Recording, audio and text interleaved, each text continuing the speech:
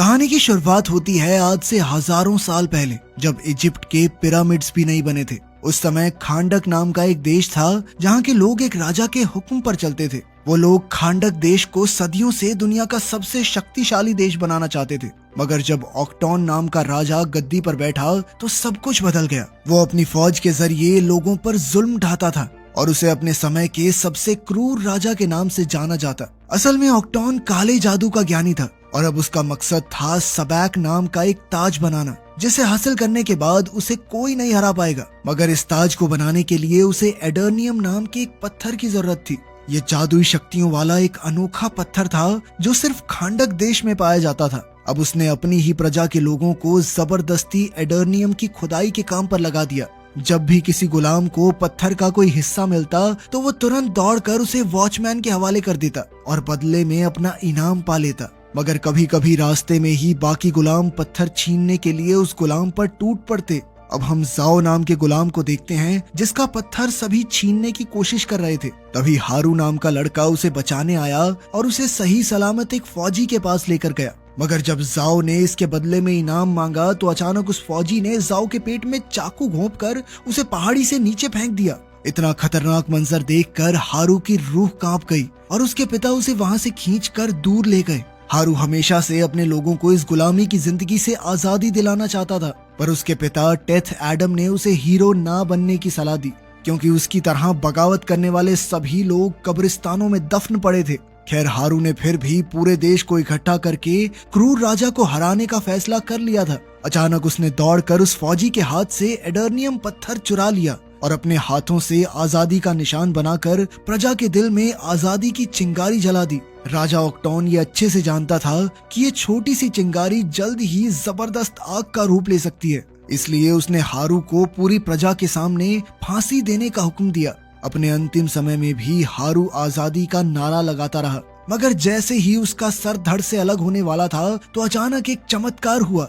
असल में धरती के जादुई रक्षकों ने उसे धरती पर शांति लाने के लिए चुना था, इसलिए उन्होंने हारू को प्राचीन देवताओं की शक्तियां देकर उसे बेहद ताकतवर बना दिया। मगर तब तक ऑक्टोन सबैक ताज बना चुका था। इधर जब हारू शक्तियां हासिल करके ऑक्टोन के महल में उसे ललकारने पहुंचा तो ऑक्टोन ने अपने ताज की वैश्य शक्तियों को उजागर कर दिया। इसके बाद उन दोनों में घमासान युद्ध हुआ जिसमें पूरा महल तबाह हो गया। खैर, अंत में जीत हारू की हुई, लेकिन ऑक्टोन ने सबैक ताज को छुपा दिया ताकि ये किसी इंसान के हाथ न लगे। उस दिन के बाद किसी ने हारू को दोबारा नहीं देखा, मगर एक प्राचीन कथा के मुताबिक जब खांडक के लोग त्राही त्राही कर रहे होंगे तो वो लौटेगा और लोगों को एक बार फिर से आजादी दिलवाएगा। फिर हम आज के समय के खांडक देश को देखते हैं, जहाँ पर इंटरगैंग नाम के विदेशी आतंकवादियों ने कब्जा कर लिया था। लोगों को शहर से निकलने के लिए भी सरहद पर तैनात गार्ड्स को अपने कागज दिखाने पड़ते थे। एक दिन एक वैन के ट्रंक की तलाशी होने वाली थी तो इसी दौरान 14 साल के लड़के एमोन ने अपने स्केटबोर्ड पर चुपके से सरहद पार करने की कोशिश की, लेकिन जल्द ही एक गार्ड ने उसे पकड़ लिया। गार्ड ने उसे तलाशी लेने के लिए लाइन में जाने को कहा, पर एमोन ने उसे बुरा भला कह दिया।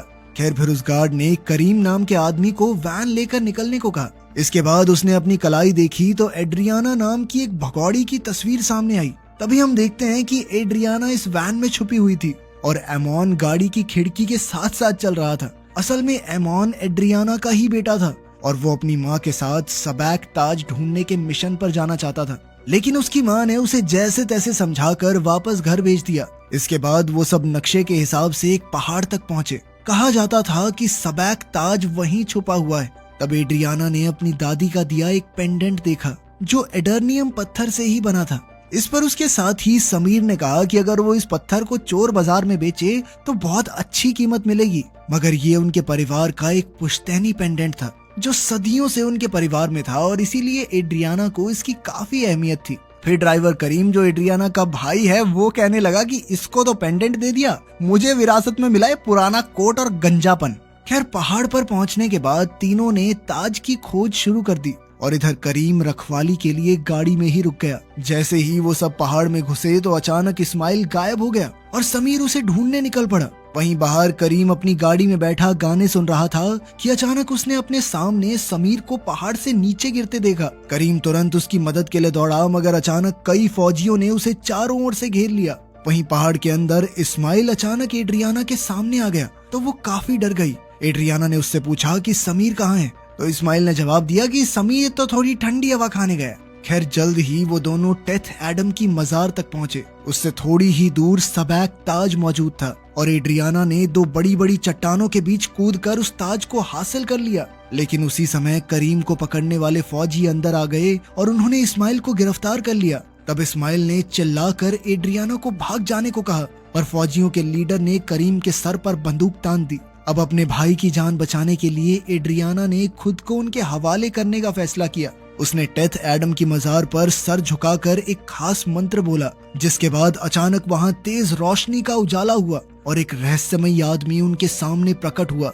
उसने एक फौजी को उठाकर उसे अपनी शक्ति से बिजली के झटके देकर मार डाला। उसी समय बाकी फौजियों ने उस पर गोलियों से हमला कर दिया और एड्रियाना इसी मौके का फायदा उठाकर करीम के साथ भाग निकली। उधर फौजी अपनी बंदूकों से उस रहस्यमय योद्धा का कुछ नहीं बिगाड़ पाए। फिर इस योद्धा ने अपनी हाइपर स्पीड शक्ति से इन फौजियों के छक्के छुड़ा दिए। इसी दौरान एड्रियाना ताज लेकर जा रही थी तो उसके सर पर बहुत बड़ा पत्थर गिरने वाला था कि ऐन वक्त पर इस योद्धा ने उसकी जान बचा ली। इस योद्धा का नाम था ब्लैक एडम, जो हजारों साल से इस पहाड़ में कैद था। अब इतने अरसे के बाद जब इस पहाड़ से वो बाहर निकला तो नए दुश्मनों से उसका सामना हुआ। वो हेलीकॉप्टर से उस पर हमला करने आए, मगर ब्लैक एडम ने कभी सोचा भी नहीं था कि इंसान तरक्की करके इतने आगे पहुंच जाएंगे। वहीं दूसरी ओर एड्रियाना और करीम वापस वैन में पहुंचे और फटाफट वहां से निकल पड़े।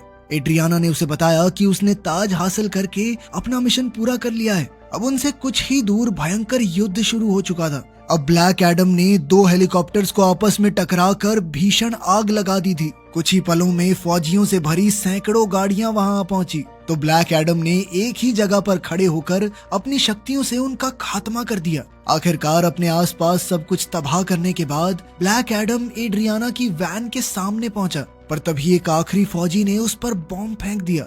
मगर इतना जबरदस्त बम धमाका भी ब्लैक एडम का कुछ नहीं बिगाड़ पाया। आखिरकार ब्लैक एडम ने उस आखिरी फौजी को भी मार गिराया और थोड़ी जख्मी हालत में वहां से चला गया। तब करीम ने चैन की सांस ली, क्योंकि उसे लगा कि चलो गया पहलवान। मगर उसी पल अचानक ब्लैक एडम अपने जख्मों के कारण वापस धरती पर आ गिरा। उधर इस्माइल अब भी पहाड़ में ही था और तब उसे अपने आतंकवादी ग्रुप के मेंबर का फोन आया। असल में इस्माइल अंडरकवर एजेंट बनकर एड्रियाना के जरिए ताज हासिल करने आया था, मगर इस बार उसका मिशन नाकामयाब रहा। अब उसे एड्रियाना का पीछा करके उससे वो ताज छीनना होगा। वहीं दूसरी ओर जब हॉकमैन नाम के आदमी को ब्लैक एडम के फिर से जिंदा होने की खबर मिली तो उसने अपनी सुपर हीरोज की टीम को तुरंत काम पर लगने का हुक्म दिया। इस टीम में साइक्लोन नाम की लड़की थी जिसके पास हवा को काबू करने की ताकत थी। दूसरा था एडम स्मैशर नाम का लड़का जिसके पास अपने शरीर का आकार बदलने की शक्ति थी। इसके अलावा टीम का सबसे ताकतवर आदमी था डॉक्टर फेट। खैर अब वो तीनों हॉकमैन के बुलावे पर यूएसए में उसके बंगलों में पहुंचे। जल्द ही उन्हें पता चला कि वो एक इंटरनेशनल मिशन के लिए जाने वाले हैं। हॉकमैन चाहता था कि वो सब खांडक जाकर ब्लैक एडम नाम के एक सुपर ह्यूमन को पकड़कर उसके सामने लाएं। इनकी टीम का नाम था जस्टिस सोसाइटी और जल्द ही वो सब एक सुपर शिप में बैठकर निकल पड़े। हॉकमैन ने बताया कि इस शिप को तबाह नहीं किया जा सकता क्योंकि इसका बाहरी हिस्सा एक खास मेटल से बना है। खैर कुछ घंटों बाद जब ब्लैक एडम की आंख खुली तो वो एमन के कमरे में था। उसने बिस्तर से उठकर अपनी ताकत से अपनी सारी चोटें ठीक कर ली। तब उसे पता चला कि उसे पहाड़ में कैद हुए 5000 साल गुजर चुके थे। वहीं लिविंग रूम में एड्रियाना उस कीमती ताज पर रिसर्च कर रही थी।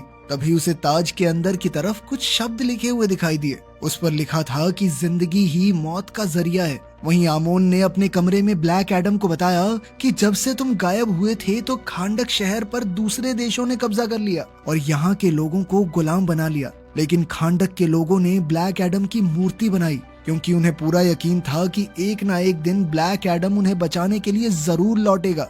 मगर ये सब सुनकर ब्लैक एडम ने कहा कि मैं कोई हीरो नहीं हूँ और अचानक दीवार तोड़ते हुए वहाँ से निकल गया। अब ब्लैक एडम एक नई दुनिया की खोज में निकल पड़ा तो पीछे से आमोन ने अपने कमरे में मौजूद खुफिया रास्ते से उसका पीछा किया ताकि उसकी माँ को पता न चले। वहीं दूसरी ओर जस्टिस सोसाइटी की शिप खांडक में पहुंचने ही वाली थी तो डॉक्टर फेट ने पूरी टीम को प्लान समझाया। उन्होंने कहा कि अगर उन्हें ब्लैक एडम को पकड़ना है तो उसके मुंह से शज़ैम बुलवाना होगा। ऐसा करते ही ब्लैक एडम की सारी शक्तियां खत्म हो जाएंगी और उसे पकड़ने में कोई परेशानी नहीं होगी। उधर एमोन ने भागते हुए एक फौजी का रेडियो चुरा लिया और बाकी फौजियों को ये मैसेज भेजा कि खांडक का चैंपियन वापस लौट आया है। तभी फौजियों ने उसका पीछा किया, पर वो अपने स्केटबोर्ड पर भाग निकला और उसने अपने हाथों से एक ट्रायंगल बनाकर ब्लैक एडम को सिग्नल भेजने की कोशिश की।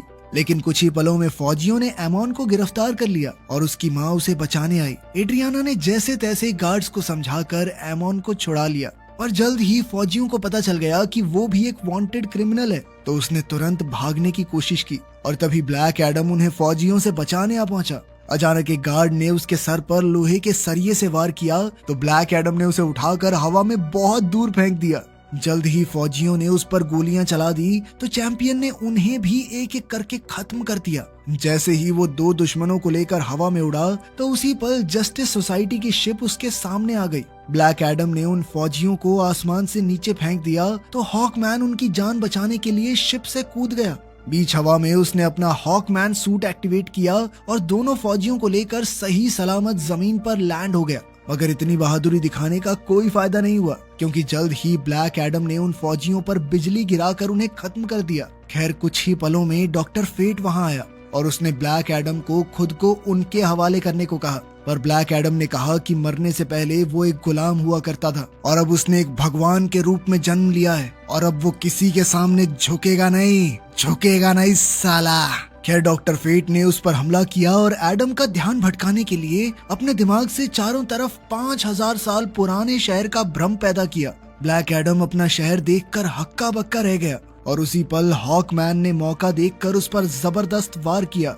अब ब्लैक एडम ने गुस्से में आकर हॉकमैन को जोरदार बिजली के झटके दिए और फिर हवा में ले जाकर पीटने लगा। तब डॉक्टर फेट ने उनके बीच में आकर ब्लैक एडम को वापस जमीन पर फेंक दिया। अब बारी थी साइक्लोन और एडम स्मैशर के हमले की। साइक्लोन ने अपनी शक्तियों से हवा में एक जबरदस्त बवंडर बनाया और इसी के जरिए ब्लैक एडम पर लोहे के सरियों से हमला करके उसे कैद करने की कोशिश की, मगर ब्लैक एडम इस हमले से भी आजाद हो गया। तो डॉक्टर फेट ने फिर से उसे गिरफ्तार करने की कोशिश की। उसी समय साइक्लोन और हॉकमैन ने मिलकर ब्लैक एडम पर आखिरी हमला किया। इससे ब्लैक एडम गुस्से से लाल हो गया और उसने अपनी सारी शक्तियां एक साथ उजागर करके सभी दुश्मनों को एक ही बार में धूल चटा दी। ब्लैक एडम को लगा कि वो जीत चुका है, पर तभी एडम स्मैशर ने अपने भारी भरकम मुक्के से ब्लैक एडम की हड्डी पसली एक कर दी। पर जैसे ही ब्लैक एडम उठ खड़ा हुआ तो उसने एक ही मुक्के में एडम स्मैशर को बेहोश कर दिया। इसके बाद वहां के लोगों ने खुशी में ब्लैक एडम की जीत के नारे लगाए और ब्लैक एडम वहां से चला गया। अब डॉक्टर फेट ने अपनी टीम से कहा कि कोई भी ब्लैक एडम का पीछा नहीं करेगा, क्योंकि वो जानता था कि उनमें से किसी के अंदर ब्लैक एडम को हराने की ताकत नहीं है। फिर डॉक्टर फेट अपनी टीम के साथ एड्रियाना के पास पहुंचा, क्योंकि उसने एक सपने में देखा था कि सैबक का ताज एड्रियाना के पास है, मगर एड्रियाना कहने लगी कि मेरे पास कोई ताज नहीं है। उधर हम देखते हैं कि जस्टिस सोसाइटी की टीम और ब्लैक एडम के युद्ध के दौरान एमोन ताज को अपने बैग में डालकर भाग गया था। अब एड्रियाना ने हीरोज की टीम के साथ महल जाने का फैसला किया, जहां ब्लैक एडम रहता था। प्राचीन कथा के मुताबिक 5000 साल पहले ब्लैक एडम इसी महल में अपने लोगों को आजाद करवाने गया था, मगर जस्टिस सोसाइटी के मेंबर्स ने कहा कि वो वहां आजादी दिलाने नहीं बल्कि बदला लेने गया था। तब ब्लैक एडम के भयानक गुस्से की वजह से उसकी शक्तियां उसके काबू से बाहर हो गई और पूरा महल तबाह हो गया। इसके बाद धरती के जादुई रक्षकों ने कहा कि वो अपनी शक्तियां इस्तेमाल करने के लायक नहीं है, इसलिए उसे एक मजार में कैद कर दिया गया और आखिरकार 5000 साल बाद एड्रियाना ने उसे फिर से आजाद किया।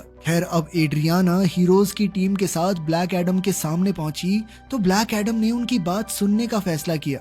वहीं दूसरी ओर जब एमोन घर पहुंचा तो उसने देखा कि इस्माइल तो जिंदा था, तो उसे काफी हैरानी हुई। अचानक इस्माइल ने उस पर बंदूक तान दी और तब ये खुलासा होता है कि इस्माइल एक गद्दार था जो यहाँ ताज चुराने आया था। उसने आमोन और करीम को जान की धमकी देकर अपना बैग उसके हवाले करने को कहा, मगर करीम इतना ताकतवर ताज इस्माइल जैसे खतरनाक आदमी के हाथ लगने नहीं दे सकता था। इसलिए करीम ने इस्माइल पर हमला बोल दिया और आमोन को ताज के साथ भाग जाने को कहा। इसी चक्कर में करीम के पेट में गोली लग गई, पर तब तक आमोन अपने कमरे के खुफिया रास्ते से भाग गया। वहीं ब्लैक एडम और जस्टिस सोसाइटी की मीटिंग के दौरान आमोन ने एड्रियाना को फोन किया और उसे सारी घटना की खबर दी। आमोन ने कहा कि इंटर गैंग हाथ धोकर उसके पीछे पड़ी है और अभी वो एक बिल्डिंग में छुपा हुआ है। तब एड्रियाना ने ब्लैक एडम से अपने बेटे को बचाने की गुजारिश की। ब्लैक एडम तुरंत उसे बचाने निकल पड़ा और वहां जाकर उसने देखा कि आतंकवादियों ने आमोन को गिरफ्तार कर लिया था। तब ब्लैक एडम ने उन्हें आमोन को रिहा करने को कहा तो आतंकवादी ने उसे हवा से ही नीचे फेंक दिया, पर ऐन वक्त पर ब्लैक एडम ने उसे बचा लिया। अब वो बाकी गुनहगारों को मारने के लिए निकला, पर इसी दौरान इस्माइल आमोन के सर पर बंदूक रखकर उसे अपने साथ ले गया। इस्माइल ने उसका बैग खोलकर पूछा कि ताज कहाँ है, पर आमोन अपना मुंह खोलने को राजी नहीं था। तब इस्माइल ने उसे बंदी बना लिया और जब ब्लैक एडम को इसका पता चला तो वो गुस्से से आग बबूला हो गया। इस्माइल ने आमोन को एक उड़ने वाली मोटरसाइकिल के ट्रंक में छुपा रखा था। वहाँ से आमोन ने अपनी माँ को फोन करके बताया कि इस्माइल ने उसे कैद कर लिया है। ये सुनकर जस्टिस सोसाइटी भी आमोन को बचाने के मिशन पर निकल पड़ी। ब्लैक एडम एक एक करके मोटरसाइकिल्स की तलाशी ले रहा था और साथ ही दुश्मनों का सफाया करता जा रहा था। तब हॉकमैन ने उसे इस तरह लोगों की जान लेने से रोका, लेकिन चैंपियन किसी से ऑर्डर्स लेने वालों में से नहीं था। आखिरकार ब्लैक एडम ने आखिरी मोटरसाइकिल की तलाशी ले ली और कहा कि आमोन इसमें भी नहीं है। असल में इस्माइल ने तो मोटरसाइकिल्स पर अपने आदमियों को ब्लैक एडम का ध्यान भटकाने के लिए भेजा था, जबकि वो खुद आमोन को लेकर एक ट्रक में फरार हो गया था।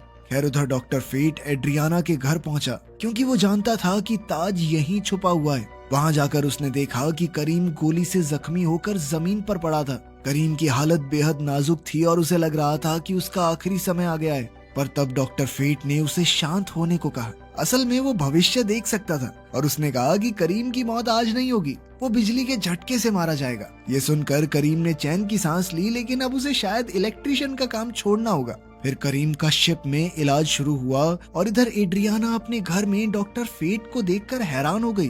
फेट ने उसे विश्वास दिलाया कि वो और उसकी टीम आमोन को ढूंढ निकालेंगे। कुछ ही पलों में ब्लैक एडम और हॉकमैन भी वहां आ गए और वो अपने साथ इंटर गैंग के 2 गुंडों को लाए थे ताकि डॉक्टर फेट उनका दिमाग पढ़ सके। लेकिन तभी ब्लैक एडम उन्हें उड़ाकर आसमान में हजारों फीट ऊपर ले गया और उन्हें नीचे फेंकने की धमकी देकर उनसे सवाल पूछे। और अपने सवालों के जवाब पाने के बाद भी ब्लैक एडम ने उन्हें नीचे फेंक दिया। बेचारे हॉकमैन ने जैसे तैसे उन्हें गिरने से बचाया। अब भी ब्लैक एडम का मन उन्हें जीने देने का नहीं था। वो गुस्से में उनका खात्मा करने आया, पर हॉकमैन ने उस पर हमला कर दिया। इतनी जबरदस्त लड़ाई में पूरा घर तबाह हो गया और अचानक हॉकमैन को मुक्का मारने के चक्कर में सबाक ताज ब्लैक एडम के हाथ में आ गया। आखिरकार ताज को पाकर उन सब ने एक साथ मिलकर काम करने का फैसला किया ताकि वो इस ताज की शक्तियों की मदद से आमोन को बचा सकें। फिर वो अपने मिशन पर निकल पड़े, पर तभी डॉक्टर फेट को भविष्य की झलक दिखाई दी कि आने वाले युद्ध में हॉकमैन की मौत हो जाएगी। अब फेट ने इसका खुलासा करते हुए कहा कि जल्द ही उन्हें एक दूसरे को अलविदा कहना होगा। खैर कुछ ही समय में वो अल हदीदिया पहाड़ों तक पहुंच गए और उन्होंने ऐसा प्लान बनाया जिसके जरिए वो अपने सभी टीम मेंबर्स की जान बचा सकें। फिर ब्लैक एडम ने समय आते ही वहां जबरदस्त हमला बोल दिया, जिसमें सैकड़ों की तादाद में सिपाही मारे गए। फिर उसका सामना इस्माइल से हुआ, पर वो उस पर हमला नहीं कर सकता था क्योंकि इस्माइल एडर्नियम से बने एक सुरक्षा कवच के अंदर था। जल्द ही बाकी टीम भी वहां आ पहुंची और जब एड्रियाना ने अपने बेटे के सर पर बंदूक देखी तो उसने ताज इस्माइल के हवाले करके उसकी जान बचाने का फैसला किया। आखिरकार सबैक ताज को हासिल करके इस्माइल ने खुलासा किया कि वो राजा ऑक्टोन का आखिरी वंशज है। अब इस ताज को पाकर वो खांडक का अगला राजा बनने को तैयार था। फिर उसने सबैक ताज पर लिखा मंत्र पढ़कर अपना सुरक्षा कवच बंद किया और आमोन पर गोली चला दी। मगर ऐन वक्त पर ब्लैक एडम ने अपनी सुपर स्पीड शक्तियों की मदद से आमोन को गोली लगने से पहले ही बचा लिया। इस दौरान ब्लैक एडम को इतना गुस्सा आ चुका था कि उसकी शक्तियां एक बार फिर बेकाबू हो गई और पूरा पहाड़ तबाह हो गया।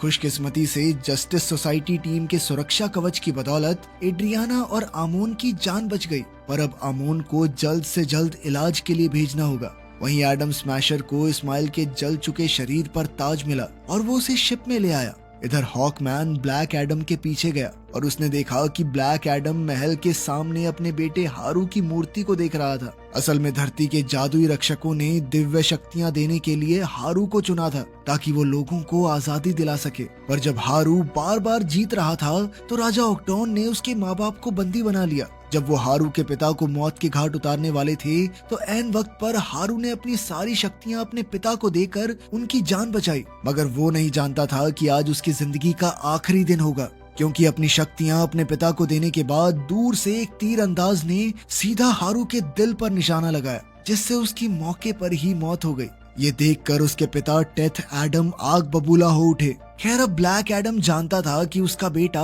उसके बार बार बेकाबू होने पर खुश तो नहीं होगा, तो ब्लैक एडम ने अपनी सारी शक्तियां छोड़ने का फैसला किया। इसका जिम्मा उसने हॉकमैन को सौंपा और उससे वादा लिया कि शक्तियां छोड़ने के बाद वो कभी शज़ैम शब्द ना बोल सके। इसकी वजह ये थी कि बिना शज़ैम कहे ब्लैक एडम दोबारा कभी अपनी शक्तियां हासिल नहीं कर पाएगा। अब हॉकमैन उसे पानी के नीचे मौजूद एक लैब में ले गया और एमिलिया हारकोट नाम की एक साइंटिस्ट और उसकी टीम के हवाले कर दिया। एमिलिया ने हॉकमैन से वादा किया कि आज के बाद ब्लैक एडम के मुंह से एक भी शब्द नहीं निकलेगा। असल में वहाँ उसने कई और खूंखार लोगों को अपनी कैद में रखा हुआ था। लेकिन तभी हम देखते हैं कि शिप के मॉर्ग में इस्माइल की लाश में कुछ अजीबोगरीब हलचल हो रही थी। वहीं डॉक्टर फेट को बार बार एक ही झलक दिखाई दे रही थी। उसे समझ नहीं आ रहा था कि आखिर ये क्यों हो रहा है, जबकि उनका मिशन तो पूरा हो चुका है। डॉक्टर फेट को डर था कि अगर हॉकमैन की मौत हो गई तो जस्टिस सोसाइटी जल्द ही खत्म हो जाएगी। उधर इस्माइल को मारने के बाद एड्रियाना को ये यकीन नहीं हो रहा था कि उन्होंने इतनी आसानी से इस्माइल को कैसे हरा दिया। तभी उसे ताज पर लिखा मंत्र याद आया, जिसका मतलब था जिंदगी ही मौत का जरिया है। लेकिन मरने से पहले इस्माइल ने उल्टा मंत्र पढ़ा था, यानी उसने कहा था कि मौत ही जिंदगी का जरिया है। अब एड्रियाना ने तुरंत ताज को उल्टा किया तो उसे एहसास हुआ कि ताज को उल्टा करके उल्टा मंत्र पढ़ने से वो भी सच हो जाएगा। इसलिए इस्माइल ने मरने से पहले ये मंत्र पढ़ा था। तब जाकर एड्रियाना को समझ आया कि इस्माइल का तो प्लान ही ये था कि ब्लैक एडम उसे मार दे। इस तरह वो मरने के बाद फिर से जिंदा हो जाएगा और खांडक की गद्दी पर कब्जा कर लेगा। जैसे ही एड्रियाना ने ये गुत्थी सुलझाई तो ताज अचानक गायब हो गया और समुद्र की गहराइयों से सबैक जाग उठा। उसी समय हॉकमैन ने उस पर मिसाइल से हमला बोल दिया, पर सबैक ने उनकी शिप ही तबाह कर दी। आखिरकार जस्टिस सोसाइटी ने मिलकर सबैक को गद्दी पर बैठने से रोकने का फैसला किया, क्योंकि अगर ऐसा हुआ तो फिर उसे कोई नहीं हरा पाएगा। अब हॉकमैन ने अपने साथियों की मदद से सबाक को जख्मी कर दिया, पर जब सबाक ने उस पर हमला किया तो वो बेहोश होकर गिर पड़ा। तब डॉक्टर फेट को एहसास हुआ कि उसकी भविष्यवाणी सच होने वाली है, तो उसने महल के चारों तरफ एक सुरक्षा कवच बनाकर अपनी टीम को अंदर जाने से मना कर दिया। डॉक्टर फेट अपने जिगरी दोस्त हॉकमैन की जान बचाने के लिए अपनी जान की बाजी लगाने को तैयार था। आज पहली बार ऐसा मौका आया था जब वो ये नहीं बता पा रहा था कि भविष्य में क्या होने वाला है। इधर हॉकमैन अपने दोस्त को यूं ही जाने नहीं दे सकता था, इसलिए उसने सुरक्षा कवच तोड़ने की कोशिश की, पर वो नाकामयाब रहा। वहीं डॉक्टर फेट अपनी टीम को बाहर छोड़कर सबाक को रोकने पहुंचा। उसे उम्मीद थी कि ब्लैक एडम सबाक को हराने में उसकी मदद करने आएगा। इस लड़ाई के दौरान डॉक्टर फेट ने ब्लैक एडम को सिग्नल भेजा कि सिर्फ वही सबाक को हरा सकता है। अब फेट ने अपनी शक्तियों से ब्लैक एडम को बेड़ियों से आजाद कर दिया, तो वहाँ के गार्ड्स ब्लैक एडम को रोकने के लिए दौड़े, लेकिन अपनी शक्तियां खोने के बावजूद भी ब्लैक एडम गार्ड्स को हराकर समुद्र में कूद गया। उसी पल सबाक ने डॉक्टर फेट पर आखिरी वार किया, जिसके बाद महल का सुरक्षा कवच टूट गया। हॉकमैन को एहसास हुआ कि उसका दोस्त अपनी आखिरी सांसें गिन रहा है, तो वो तुरंत उसकी जान बचाने दौड़ा। लेकिन जब वो फेट के पास पहुंचा तो फेट मर चुका था। आखिरकार सबाक सिंहासन पर जा बैठा और एक जबरदस्त आग भड़क उठी, जिसके बाद वो खांडक का राजा बन गया। ऐसा करते ही पाताल से उसकी शैतानी फौज बाहर आई और आम लोगों पर हमला करने लगी। एड्रियाना उनका सामना करने को तैयार थी, पर तभी उसका भाई वैन में वहां आ गया। करीम को इन ज़ॉम्बीज़ का कोई डर नहीं था, क्योंकि डॉक्टर फेट ने कहा था कि वो बिजली के झटके से मरेगा। इधर एड्रियाना के कहने पर आमोन ने ज़ॉम्बीज़ से लड़ने के लिए आम लोगों की मदद मांगी। उधर ब्लैक एडम ने समुद्र से बाहर आकर शज़ैम बोला और उसी पल उसकी शक्तियां वापस आ गई। उधर सबैक ने अपना कब्जा करने के लिए हारू की मूर्ति गिरा दी और ये सीधा अमोन के ऊपर गिरने ही वाली थी कि ऐन वक्त पर ब्लैक एडम ने आकर उसे बचा लिया। इसके बाद वो सीधा सबैक का मुकाबला करने पहुंचा और हॉकमैन की जान बच गई। उसी समय ब्लैक एडम और सबैक के बीच घमासान युद्ध शुरू हो गया। कुछ ही पलों में सबैक उस पर भारी पड़ने लगा तो हॉकमैन ने बीच में आने का फैसला किया। उसने सबैक पर हमला किया, पर वो खुद ही जख्मी हो गया, जैसा कि डॉक्टर फेट ने भविष्य में देखा था। लेकिन सच तो ये था कि ये हॉकमैन का असली शरीर नहीं था। असल में हॉकमैन ने फेट के हेलमेट की मदद से अपने शरीर की कई कॉपीज बना ली थी और उन्होंने एक साथ सबैक पर हमला किया। इधर ब्लैक एडम ने अपनी जबरदस्त ताकत से सबैक के शरीर के 2 हिस्से कर दिए और उसी पल पाताल के सभी ज़ॉम्बीज़ गायब हो गए। ऐसा करते ही आम लोग जीत के नारे लगाकर खुशी से झूम उठे। आपसी मनमुटाव के बावजूद ब्लैक एडम और हॉकमैन ने दोस्ती का हाथ बढ़ाया। अंत में डॉक्टर फेट का हेलमेट अपना काम पूरा करने के बाद अपने आप ही गायब हो गया। फिर जस्टिस सोसाइटी ने ब्लैक एडम को पकड़ने का मिशन छोड़ दिया क्योंकि उसने अब सबकी जान बचाई थी। आखिरकार पूरी टीम यूएस से लौट गई और इधर ब्लैक एडम खांडक के सिंहासन पर बैठा। वहाँ के लोगों ने उसे उनका राजा बनकर देश चलाने को कहा, मगर ब्लैक एडम ने एक ही पल में सिंहासन को तोड़कर उसका किस्सा ही खत्म कर दिया। ब्लैक एडम ने कहा कि वो खांडक का राजा नहीं बल्कि उनका रक्षक बनकर काम करना चाहता है और अब खांडक हमेशा के लिए आजाद रहेगा। वीडियो पसंद आई तो लाइक कर देना, चैनल को सब्सक्राइब कर लेना। मिलते हैं अगली वीडियो में।